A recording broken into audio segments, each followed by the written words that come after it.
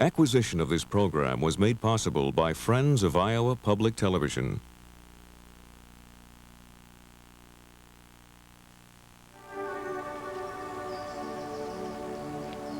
It's marvelous here. I feel so calm and relaxed. It's the high bombardment of positive ions. It's like Earth after a thunderstorm. Same cause and reason. It's beautiful. For some, the Eye of Orion is the most tranquil place in the universe. Can't we stay here?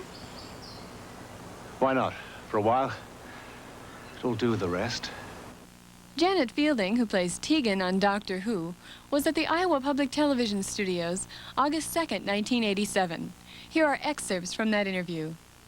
How I got the Doctor Who role? Well, the producer was looking for an Australian to play an Australian. And he didn't want to see me because he didn't like my photographs. Neither did I. He was quite right.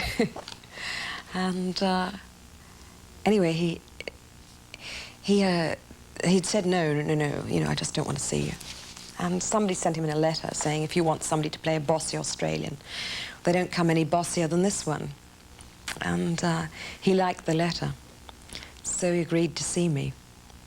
And I told him a lot of lies about height requirements for air stewardesses because I play an air stewardess in the show. And I told him that the minimum height requirement for Australia was 5'2". And he believed me, which was very foolish because I was lying through my teeth.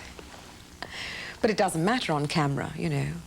People are always surprised that I am only 5'2". They think I'm 5'6", you know, until they see me in real life. Tell you about Tegan. Well, Tegan is sort of like Lucy in Charlie Brown. She's Lucy in space. And she's quite crabby, which I rather liked. I always found her very funny. She used to make me laugh. She's not overly endowed with grey matter. You know, she's not the brightest girl in the world. But she's got a lot of courage and she's got a lot of integrity. And she's very spirited. And nobody, but nobody is going to put one over on Tegan. So I liked her. I thought she was great fun. When I went home to Australia on my first trip, it was quite interesting because I went out to lunch with the local fan club and they wanted to see Tegan as being representing Australia. That's what they wanted to see her as. You know, if you were there playing an Australian in a British show, then you had to represent Australia. And I said, that is ridiculous, and there is no way that I can do that, and there is no way I want to do that. I want to play a character who happens to be an Australian. If I'd wanted to join the diplomatic corps, I would have done so. What about Tom Baker? Working with Tom Baker wasn't the most relaxing experience of my life. Partially because Tom had been doing the role for 7 years and was just about to leave. And so, I suppose, was in a funny state anyway. He's a very intelligent man, very creative man, very well-read. And he's also physically quite overpowering because he's quite a tall man. I'm 5'2", he's 6'3", you know. So I was very much in awe of him. But he has what I call a volcanic temperament. That is, it's given to sudden eruptions. And my first day in a studio, and something happened. I mean, it was not my fault in any way, shape or form. But Tom erupted, and I happened to be the object standing in his path, you know, and I got the full blast of this eruption. I was, like, very frightened. And also very angry. You know, I just thought, oh, lovely, thank you very much, you know. But then, it's not a nursery, a television studio, and I'm sure people have lots tougher things happen to them. But Peter Davison was a much more easygoing sort of person, you know. Not given to eruptions of any kind. I was doing snake dance, which was the story where I had to act possession by snake. It's not always an easy thing, possession by snake. I mean, you can't really bring the method school to sort of bear on the script, you know.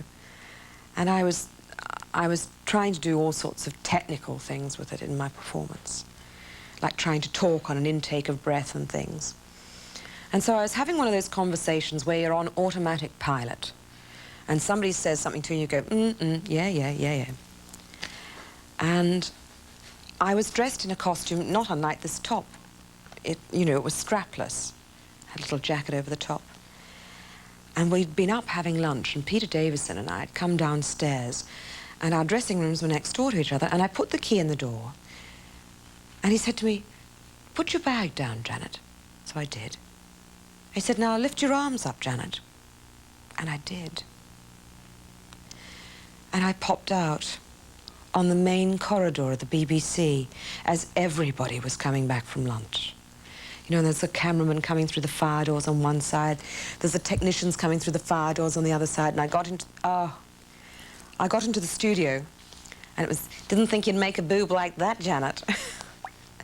Peter was laughing so hard, it took 10 minutes, 15 minutes to get the makeup on him. And we were at a convention last year in London, and he got asked to tell this story. He cracked up, he couldn't finish it. It still makes him laugh when he thinks about it. I just couldn't believe I'd been that stupid. So now I try to pay more attention when people are talking to me. I like touring here. I enjoy touring here. Especially when you get out into areas that you wouldn't normally come to. I mean, not that Des Moines isn't a very nice city, but you don't sort of sit at home in your flat in London and think, must go to Des Moines. New York, maybe. San Francisco, New Orleans, maybe. But you don't sit there going, I must go to Des Moines. So, I mean, it's nice to go to places that you just wouldn't normally go to. And so that's been an enjoyable part of it. I mean, I've just been in South Dakota, and that was an unexpected joy. The Black Hills, you know, the Badlands, all the lovely national parks and things. And to me, they're the more enjoyable side of coming here, are the outdoorsy things. Not that I'm a great outdoors person, you know. My idea of keeping fit is sort of lifting the orange juice to my lips, and I like going out into it.